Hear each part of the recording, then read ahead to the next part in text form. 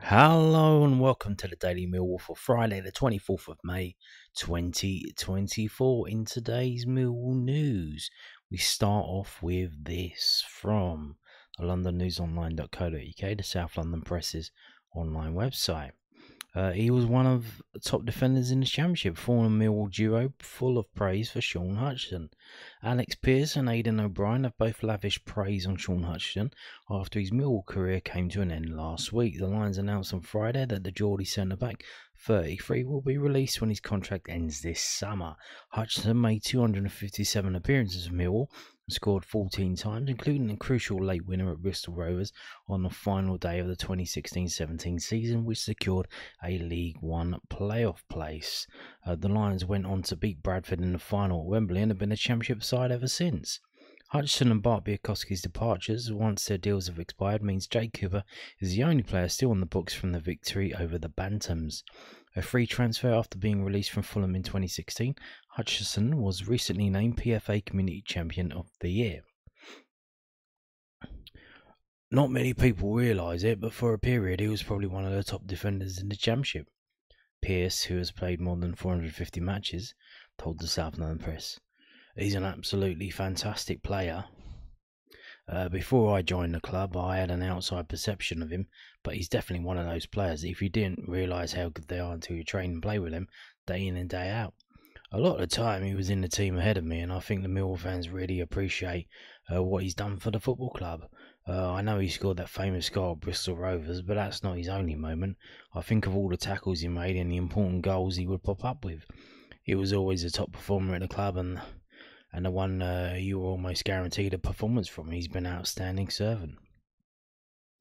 The majority of times when I played with him, I was in a back three. I was in the middle and he was on the right, which can be quite a tricky position to play in, especially when you get dragged out wide against tricky strikers and wingers. And Archie was so mobile that he was able to deal with that kind of stuff. It was a massive attribute of his game. He was better on the ball than people gave him credit for as well. He can bring the ball out and pass the ball as well, and has been very good in the air. He was a proper leader, not the most vocal, but he led it in the way he played and setting the right example.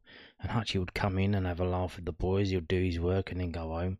You know when you played with him that he'll take care of his business and there won't be any problems with him. That's leadership in its own way. Hutchinson had 8 seasons with Millwall, only that first one in England's third tier. Aidan O'Brien, in the same line side that won promotion from League One, said, "He was by far the most hardest player to play against in training. I used to hate it and love it when he was on my team. He was so aggressive and so strong. It was kind of almost impossible to beat him 1v1 if he closed down the area quickly, which he does. As a person, he's terrific. I don't think anyone would say a bad thing about him. He hasn't got bad bone in his body, a bit like Jay Cooper, harmless, really nice guys, and they work hard. It's something you need around the change room to set examples for the younger ones coming through. I wish him all the best for whatever comes his way. I'm pretty sure he's going to have a lot of takers. He's been a terrific player for the football club, but it's also off the pitch stuff.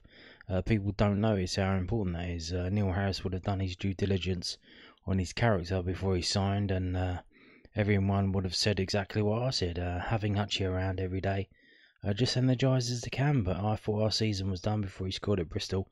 Out of nowhere, you see a massive fat head flying through the sky. That's another thing. Put the ball in the air and he's an absolute monster. He might not be as big as you think when you're standing up against him, but 7 or 8 feet tall when he jumps. And that was the moment to remember. That last minute palaver gave us the energy and a bit of a boost to get over that line that season. It's not just that one. Goal line clearances, blocks, man of the match performances. He's been absolutely terrific. I've enjoyed playing with him. He's a top guy. So there you go. That was Aidan O'Brien, and we heard from Alex Pearce on Sean Hutchinson. Glowing report there. Now, moving on to this, also from South London Press, londonnewsonline.co.uk. A fantastic life experience.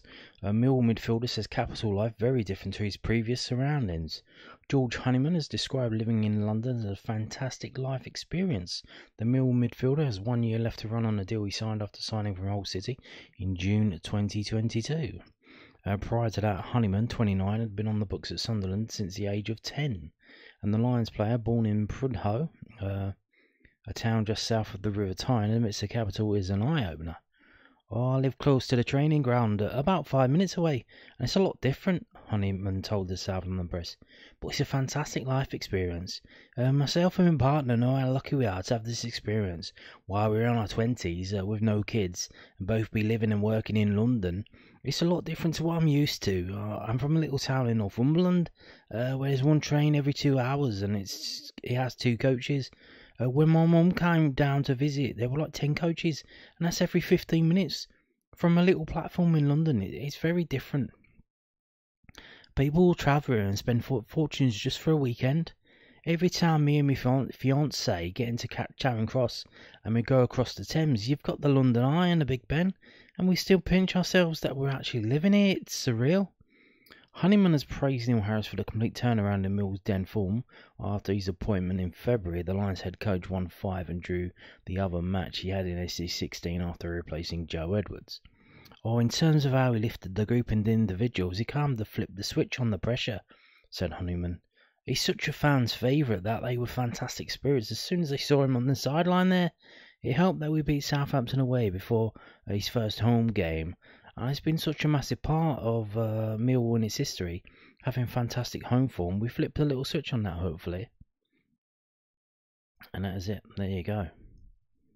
Fantastic. It's fantastic. Absolutely brilliant. Now, here we go. This is put up by the club today. millfc.co.uk, among a number of other things, but I'm just going to bring you this first.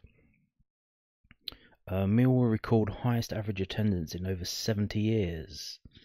Yes. Millwall Football Club is pleased to report that the Den's average attendance for the 23-24 season was 16,544.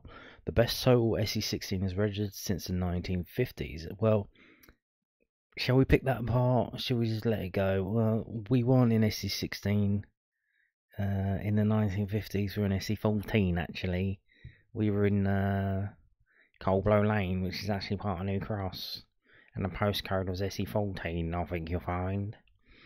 Since the 21-22 campaign, club staff have worked together to increase attendances following the lifting of COVID-19 restrictions, allowing fans to once again attend matches freely. Yeah, it took a while, I would say, because I think a lot of people got absolutely banjoed financially by that if they weren't furloughed, and they were absolutely it took a while for people to get back on their feet. A huge amount of work has gone into driving up average attendances across the club, with staff in many different departments working tirelessly to appeal to both our local fan base and also our rapidly growing international following, said Luke Wilson, Chief Commercial Officer at Millwall. I'd like to thank all involved for all their efforts, and of course our loyal supporters for coming down to the Den to get behind the team. With some exciting enhancements to the matchday experience on the horizon, we're looking forward to August already and hopefully setting another new record next season.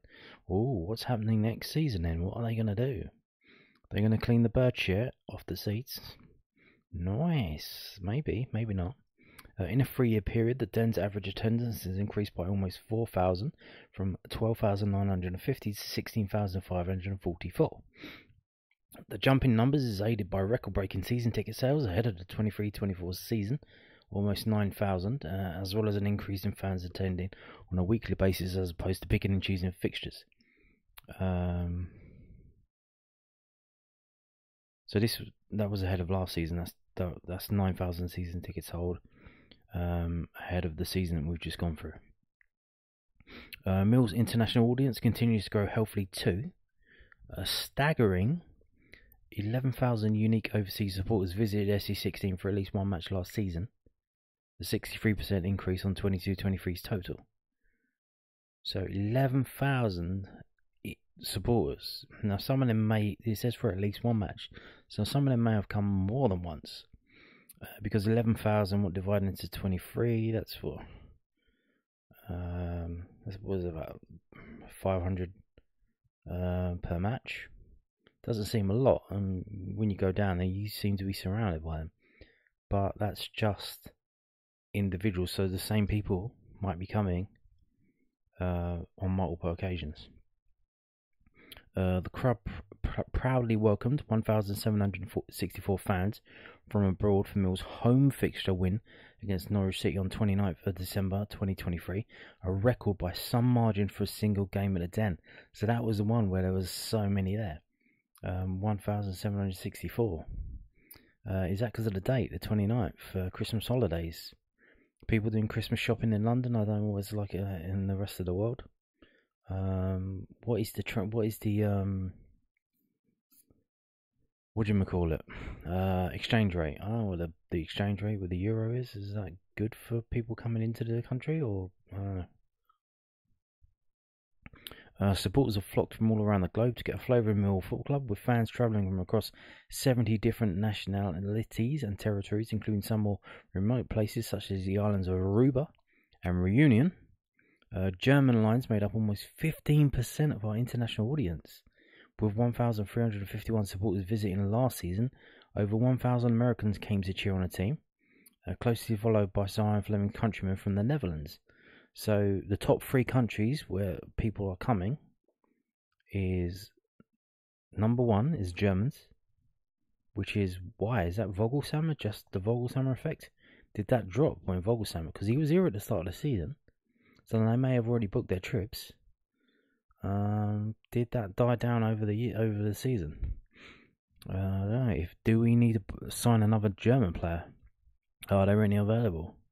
Over 1,000 Americans came to cheer on the team. So Americans was second, and then third, the Netherlands. Italy and Sweden made up the club's top 5. So then it was Italy 4th and Sweden 5th, as well as all Nordic countries. Denmark, Finland, Norway, and Sweden taking up quite a large portion of the 11,000 unique overseas visitors. Interesting. Records were also set domestically. Just over 7,000 UK-based supporters visited the Den for the first time in 23-24. Now, does that include away fans? Don't think so, because I don't think they would be tracking it. So 7,000 went to the Den for the first time. Crazy. Because I think if you book, obviously the reason why they know all this, if you book online, you need to sign up for a profile to get onto the ticket website and buy a ticket. So it might be even higher this, because if you go down to the ticket office, you pay cash. That's not traceable. No one knows who you are. You just give them the pictures of the Queen, and you get a ticket in return. So this is all trackable and traceable, because it's all done online, and they know who's doing it. And then they say, if you're yet to commit to the 24-25 campaign, you can do so by clicking below. Season tickets. Interestingly, for the promotion for the season tickets, they have Imaku and Esse. No Fleming. Is he going? We don't know. So there you go. Now, what does that mean? If you saw yesterday's video, I'm a bit bored at the moment, so I was saying, what does that mean? What does that mean? So, like, our highest attendance for 70 years, so since the 1950s. So, had a little look on millhistory.org.uk. Very good website, in my opinion. I said, well, what's been happening over the years? And we have here, so you have the year, you have the step of football that we're in, the division. The 2 means second division. 36, I'm not sure what that means actually. I think that might be the number of games. No, they can't. I don't know what that means. Maybe I should go up and see what that means. What does that mean? Oh, rank.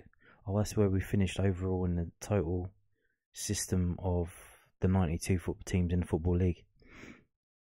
You got the division, you got the position that we finished in that division.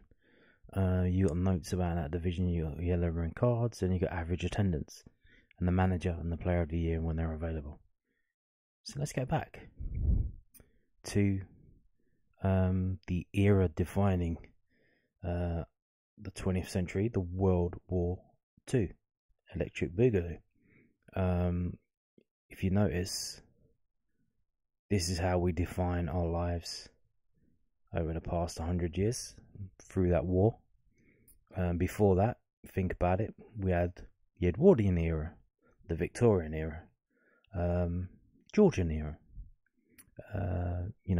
Tudor period, and we don't have the Windsor period or the Elizabethan age or the second Elizabethan age or modern Elizabethan age. We have post-war, so everything is post-war.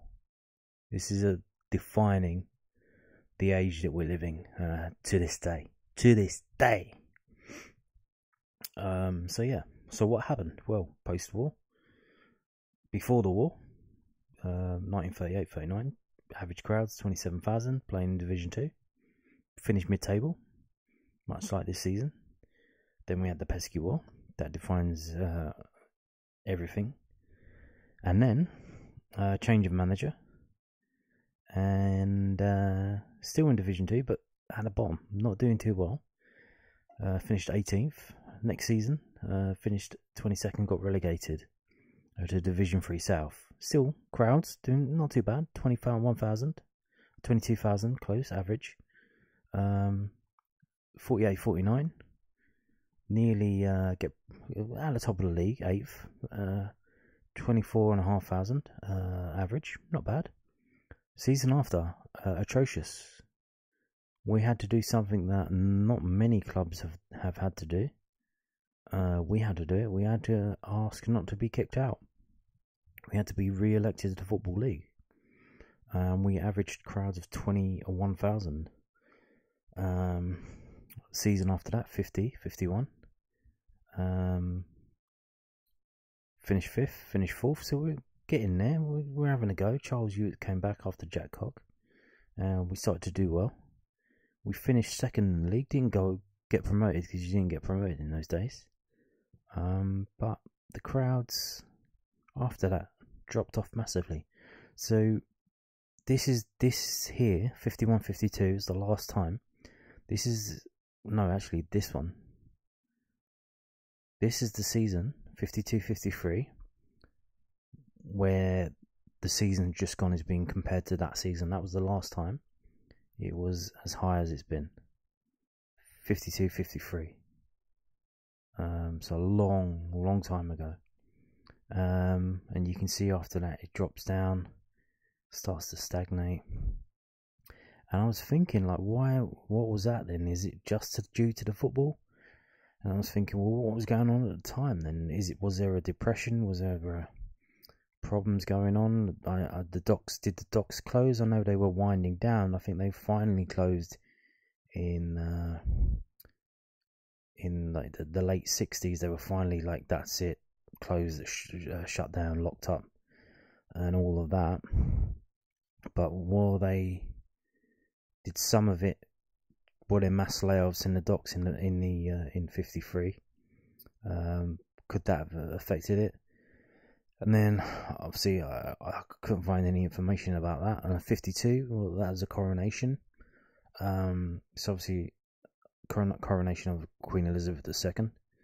I know a lot of people probably either bought or got televisions to watch that. So and those days they had to rent televisions.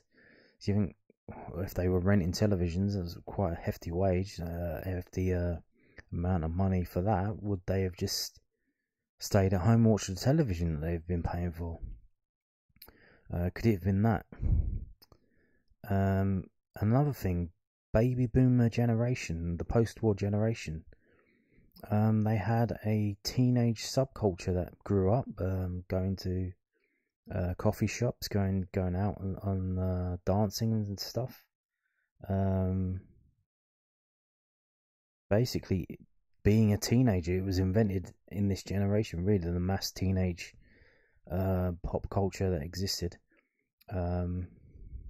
Shaking all over, stuff like that. Soho and places like that, and greasers and mods and rockers, teddy boys. So you wouldn't see many teddy boys down at the Den, because this football and going to football seemed like an old man's thing. Like, oh, that's what old men do. I'm not an old man. I'm a cool, young, hip teddy boy. I go down to the Elephant and Castle of a Saturday and go dancing in the Palais or whatever it's called. So you can see that the crowds kind of stagnate. We finish 23rd in 3rd Division South. We get they reconfigured the divisions, and we end up in the 4th Division, the bottom of the thing. And even when we win the league, we win Division 4 in 1961, 1962. The crowds are only 11,500, and the next season after, we're not exactly doing too well in the division above, 3rd Division, with 30,000 crowds. And then the season after, we get relegated, and then the crowds get back down to 9,000 average. But we get promoted. We finish second. We get promoted again, and then we have a double promotion, 2 promotions in a row. And then 1966, 1967, 16,000 crowds started to get back up again. But again, going into what I said before about the football, going to football being an old man's thing, by this time, what happens? What happens at the time that we're a good team and we get promoted? What's happening in 1966? Well, England's just won the World Cup. They won it in London at Wembley. You have the poster boys, Bobby Moore and players like that being promoted, so it's kind of cool, it's chic. You got swinging 60s, you got Fulham Road, you got Rodney Marsh, Terry Venables, and George Best, and all them, and they make football kind of interesting and kind of something that maybe young people want to get into again in the 70s. And you can see here the crowds, even though we're middling in Division 2, 15,000 average there, doing quite well. In there dips 1970, 71, even though we finish 8th. And the season after, so this does seem to be quite dependent on results in the season. Maybe it was to do with the players that we had. I think maybe was Keith Weller was around this time, wasn't he? So maybe it was 16,000. So if you got a few flair players having a promotion push but finishing 3rd, 16,210, and then it starts to drop again. We're not doing too well. We get relegated to Division 3. We immediately come back up, but still in a promotion season from Division 3, only 7,667 average attendance in a year when we finish 3rd and get promoted. And that, in those days, they didn't have playoffs. It was literally top 2 or top 3 going up. And then we're in the 2nd Division again. Crowds, they start off okay, and then they drop again. And it seems to be now it's connected to the football. The footballing success, the crowds come. If we're in Division 2 compared to Division 3, the crowds are better. And you can see that that's kind of correlating with that. Get relegated to Division 3, and that season it's averages 7,000. And the year after Division 3, these seasons, not too good. The crowds, 4,000. I think it was around this time. I think, when did the Panorama documentary come out and all of that stuff kicked off? It was like 78, wasn't it? 79.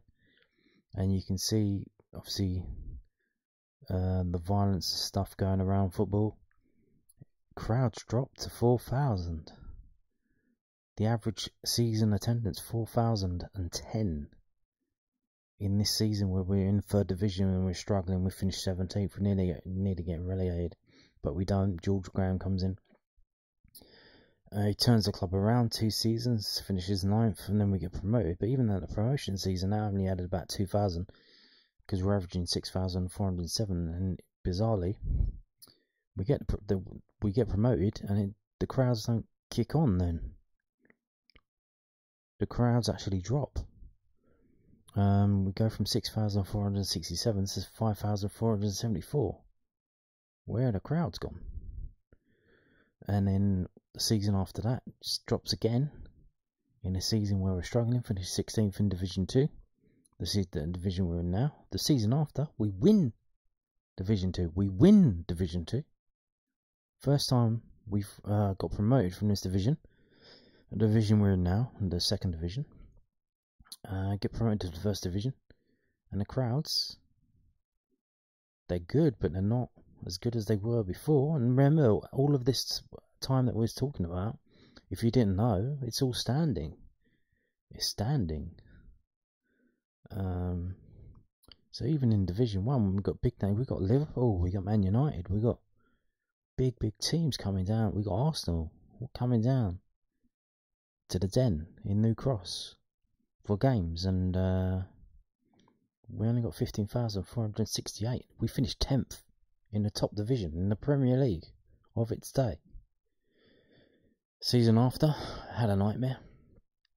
First on Boxing Day, ended up getting relegated. Yeah, that wasn't too good. Crowds of 12,427.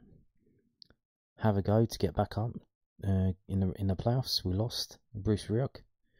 11,000 crowds, and then massive drop the season after. Massive drop. 3,000 people just vanished. 10,800. 7,900. Where did everyone go? The season after, we put 2,000 on. Obviously, this seems to be related to the football, because 15th, finished 15th, not too good. Finished 7th. We literally haven't had another 2,000 added on from this season to this season. It's called Division 1, but it's Division 2, because this is when the Premier League started. And then they changed it all around, and they decided to call themselves Division 1 instead of the Championship. But yeah, and then we're struggling the season after. Well, we lost in the playoffs. Struggling the season after, it drops down to 7,600. So it's clearly at this time back to being connected to success on the field, relating to fans in the stadium. And then we drop down to, as it's called then, Division 2, but it's Division 3, which is League 1 in today's money.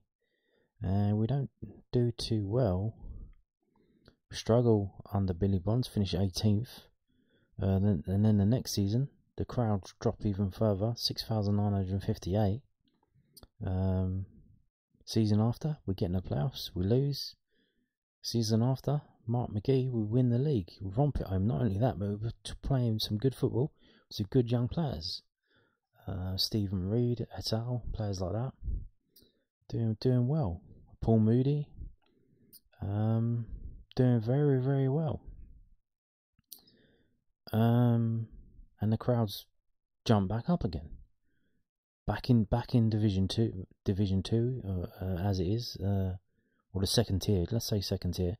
Division 1 it's called. They changed it to the Championship in 2004. So the Championship is actually, 20 years. 20-year anniversary of the Championship. That first season, Mark McGee, 13,380 average attendance. Obviously, we lost in the playoffs, Stern John and all that. All the fun times after that result. And that caused a massive drop in 5,000 fans.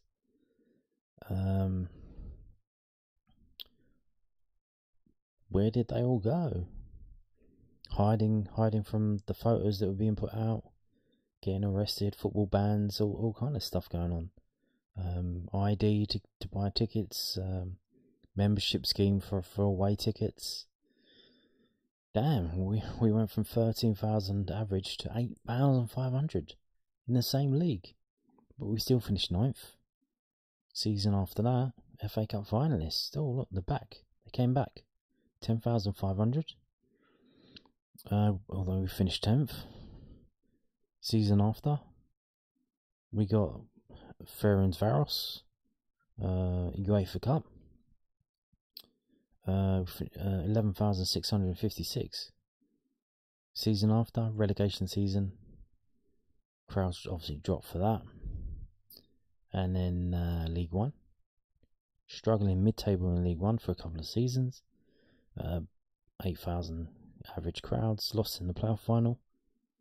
Kenny Jackett, 9,000 average attendance. Next season, had another 1,000 for that. Won the playoffs in 09-10, and immediately going from the third tier to second tier, being against bigger teams now.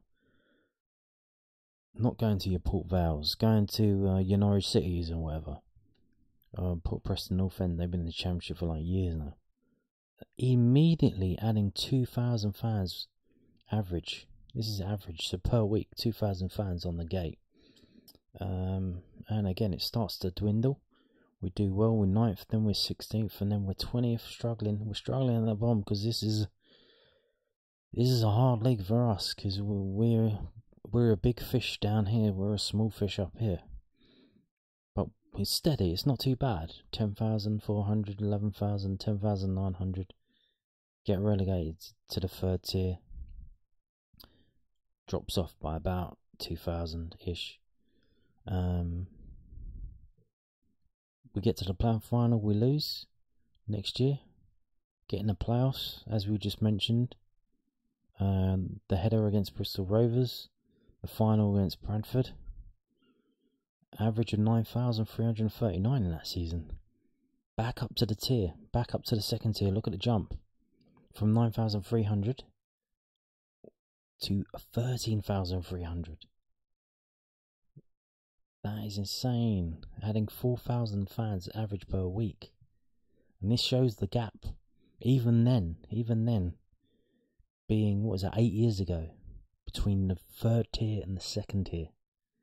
The names you're playing against, the quality of players, the stadiums being what they are for away games, the crowds that other teams bring to the Den that bump up the attendance. 4,000, it jumps up there. Here we go again, we get to the FA Cup quarterfinals, and this is where we start get closer to the modern era. But yeah, it was growing. It jumped up massively. Got better. Dropped a bit.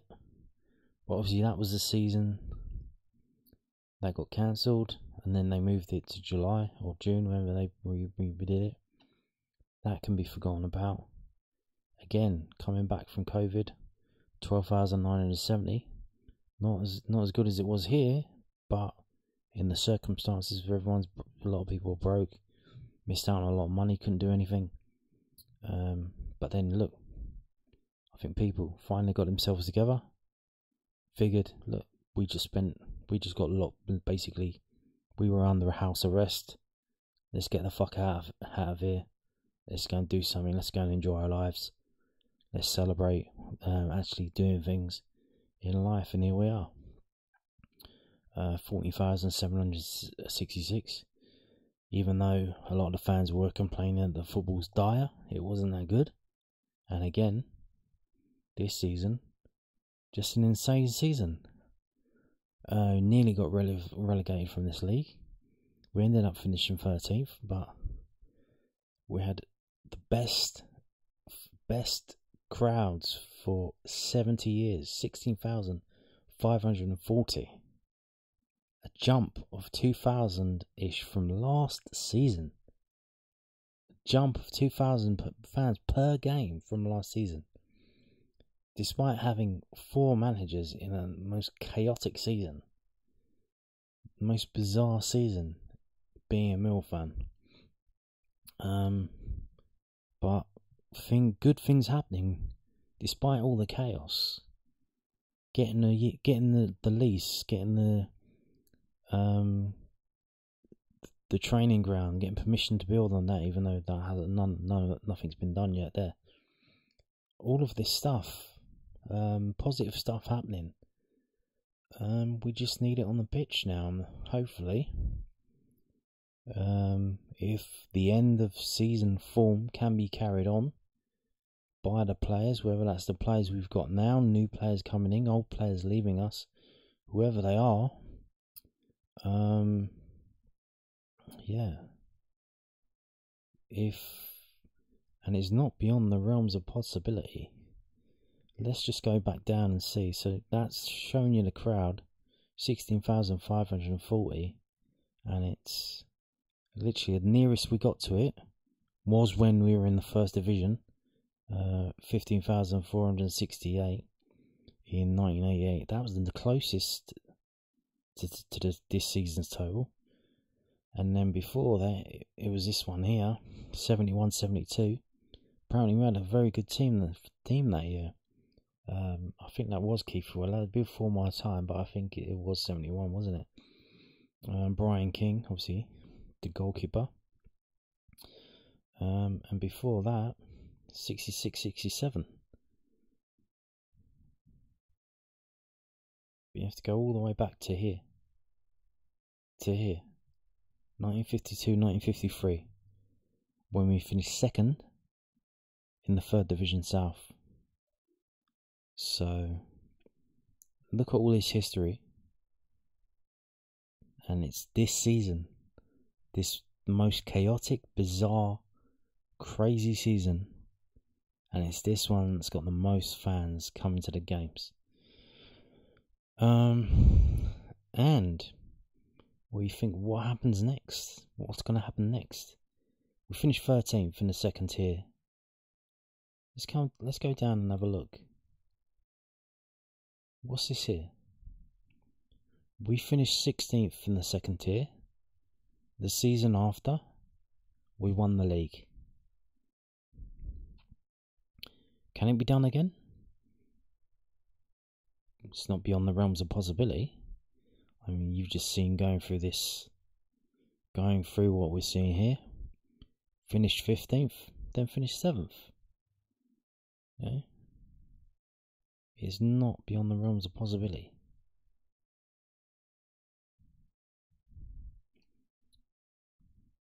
So, yeah, what a crazy season. 13th in the league, 16,540 average attendance. Incredible stuff. There you go. Once again, this is from millwallhistory.org.uk if you want to go and check it out. Now, moving on to this. This is from southernnews.co.uk. It's the Millwall fans panel. Farewell to Sean Hutch and the legacy of Steve Kavanagh. And have you ever wanted the Lions to lose? Fans have been unpicking a busy post-season at the Den. This is a thing that the Southern News have been doing all season. They have these fans that they speak to. And every now and then they ask them a few questions and get some feedback. So yeah, here we go. We've got this week. We've got business analyst Joe, 34, and university student George, 21. So they've only got 2 this week. So Joe, it was an extraordinary day at Millwall a couple of weeks ago. CEO Steve Kavanagh, head of recruitment and football operations Alex Aldridge, and chief operating officer Billy Taylor all left the club. Why do you think this has happened now? I think there are differing reasons for all 3 departures, and judging by the timing of their replacements being announced, this has been in the works for some months now. The decisions for Steve Kavanagh and Billy Taylor to vacate their positions was somewhat surprising. However, the decision to part company with Alex Aldridge didn't come as a huge surprise to me. Although the complexities of being head of recruitment at a football team are not lost on me, and getting players in and out of the door is obviously hugely challenging, I do feel the signings we've made in the past few seasons have lacked quality. Although I don't feel the majority of the signings he's overseen are bad per se, it does feel like the central criteria when signing a player for Millwall is must work hard, when in reality that should be a minimum requirement of any player. Looking at our squad now, we lack technical ability and pace, which is why we do not retain the ball well enough to create more opportunities in front of goal. We also haven't seen any return on investment of the signings that we have been made. You could argue that the case that Zion Fleming could be sold for a good profit, but he would be an exception as opposed to the rule. It feels like James Berylson is ushering in a new era for the football club, and he wants to do it in a way with his own hires. What will Steve Kavanagh's legacy at Millwall be? How will he be remembered after 8 years in the job? I think Steve Kavanagh should be remembered fondly by the football club. He helped bring a long period of stability to the football club. That was yo-yoing between the Championship and League One for many years, and that should never be overlooked. When you hear any football financier such as Kevin Maguire speak, they often comment that Millwall are a Rail 1 club. Okay, this isn't the sexiest label to throw at your football club, but in a world of transfer hyperbole, and Macca owners throwing money at clubs in the vague hope of reaching the Premier League, only to end up in a situation Reading are in, sustainability and gradual progression should not be dismissed. We must remember the off-field progression we made too. The news last week of securing the long-term future of the Den by signing a 999-year lease should always be remembered, and how instrumental he was in that process. And let us not forget we are planning permission to build a new training facility which will really take us forward. The cynic in me wonders, with these new foundations in place, are we now one of the most attractive propositions for potential for investors? What did you think of Sean Hutchinson's exit, and how will you remember his time at Millwall? Sean Hutchinson should be remembered as a pillar of strength and consistency when he's been available for us. His command and presence in the defence, coupled with his exceptional leadership skills, has significantly contributed to the team's strong performances in recent years. He's scored many important goals for us, mainly against teams situated in Bristol. I would have liked to see him stay for at least one more season. I know he's had injury problems this season, but when he plays, he leads by example, and you feel he's a standard bearer within the dressing room. We've had a season of changing up either. I would have liked to see a character like Sean Hutchinson stay to help bring some stability. I wish him the best of luck in the future. And looking beyond Millwall, Premier League clubs are set to vote on getting rid of VAR next month. Do you think VAR has made football better? No.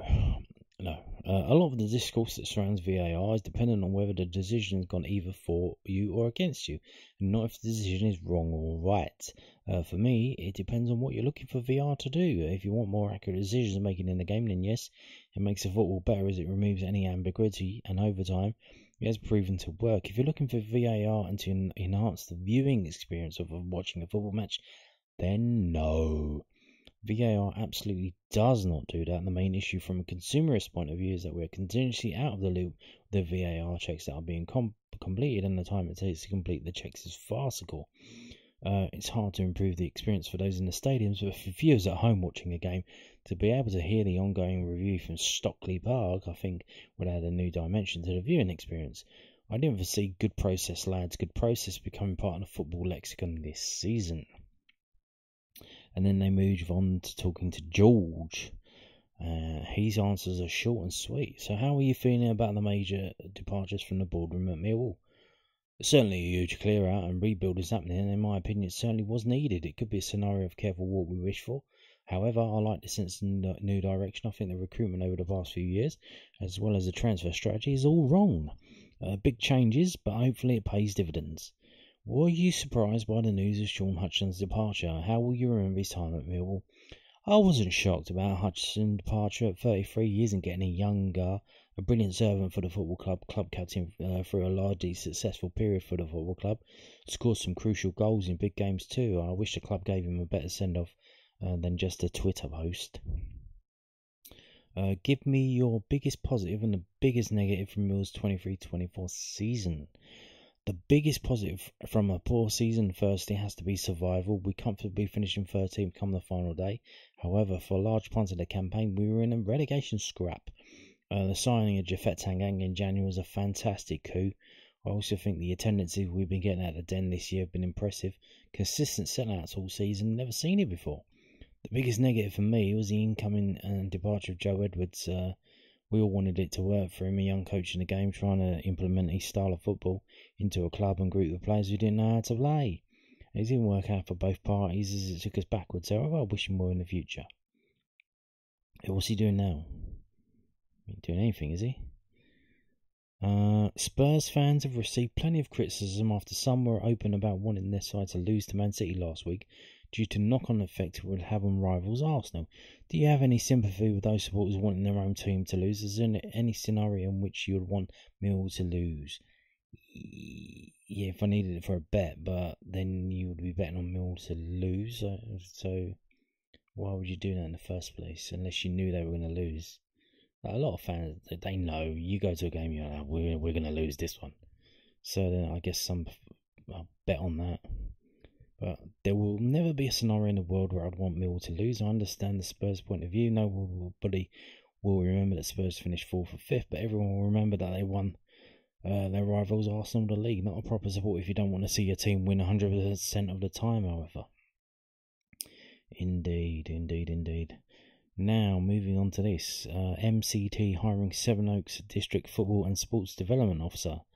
So, even though we haven't built the training ground yet, we haven't even started building the training ground yet, we are doing community work in Sevenoaks District, which is a condition of being allowed to build a training ground in Sevenoaks, West Kingsdown. So, Mill Community Trust is hiring a Sevenoaks District Football and Sports Development Officer. Reporting to the Football and Sports Development Manager, the purpose of the role is to organise, plan, prepare and deliver sports coaching and education sessions on a contracted basis for a full job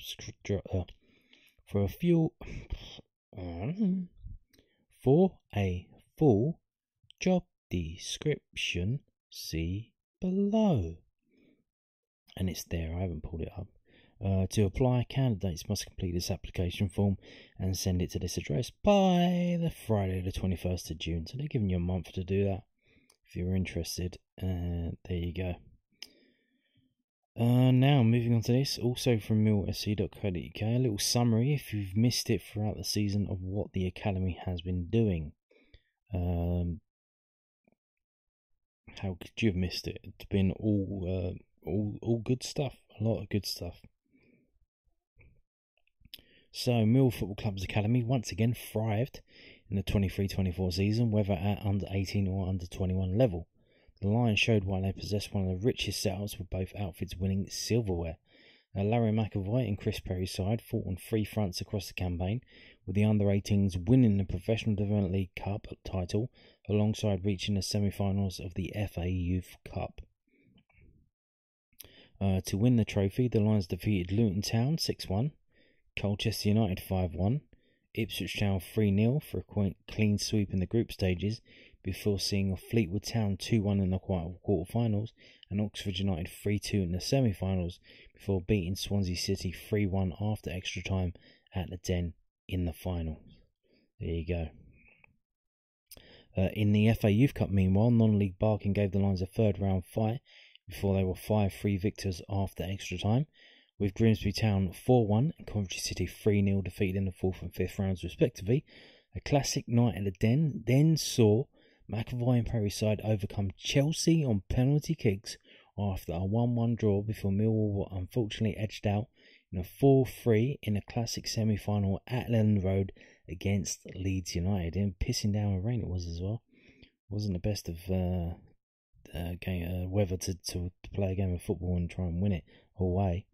The sheer volume of cup fixtures meant that the Lions' league form suffered, but Cavalli Haywood, who scored twice in the final, contributed heavily to the 67 goals Millwall under-18 scored in the league, and I think they finished like 5th or 6th in the league. You can click on that and get the results there. And that is the under-18 team there, I believe. And this is the game against Chelsea, I believe. So there you go.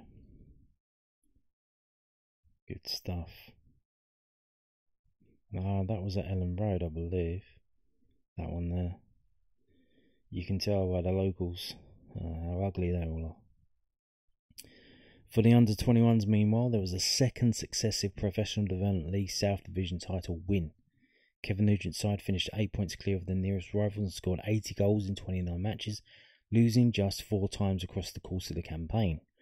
Big wins came with regularity: 5-1 versus Bristol City, and Cardiff City, 7-0 versus Watford, 6 versus Coventry City, and 5-0 versus Wigan Athletic, to name but a few. The emergence of stars such as Chin Ockley and Kamal Grant, who both spent time on loan at Vanarama National League playoff winning outfit Bromley, as well as Rahees Bangora Williams and Tom Leahy, will ensure that Lions are competitive once again in 24-25, and also ensures that the future of the first team squad is in good hands.